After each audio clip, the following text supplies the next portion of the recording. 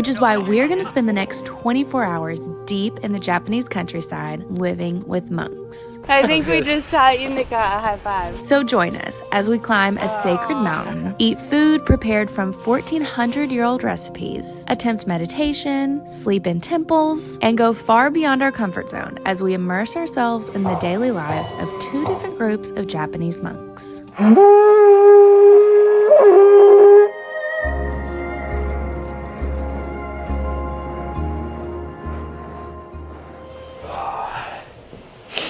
Good morning from somewhere deep in the mountains of Japan. Last night we stayed at a traditional pilgrim's lodge. We slept on the floor on the mats, which are surprisingly comfortable, but at some point last night the heater went out and it is absolutely freezing this morning.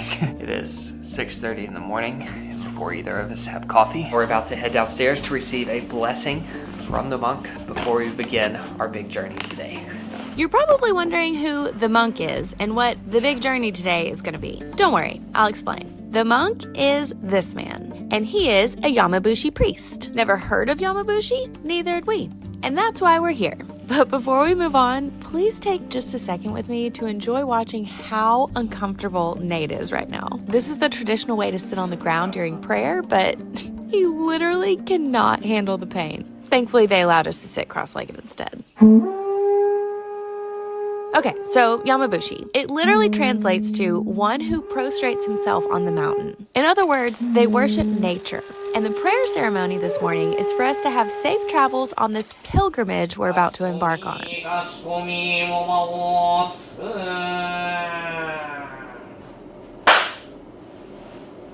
Oh, and you're probably wondering who this guy is. Meet Derek. He's our guide, translator, and owner of the local tour company we booked this trip with. Basically, he's the only reason we have any idea what's going on, and we're just following his lead here. Like when we should bow and when to clap.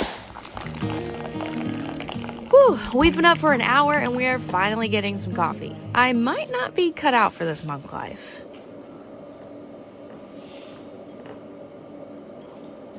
We're being served a traditional Yamabushi breakfast, but more on the food later. All you need to know now is that it's meant to give us strength for the journey ahead. So we're about to get dressed to go into the mountains. Traditionally, the Yamabushi wear this white outfit for their pilgrimage. These clothes are very similar to what they bury the dead in, because this journey into the sacred mountains symbolizes a metaphorical death and rebirth.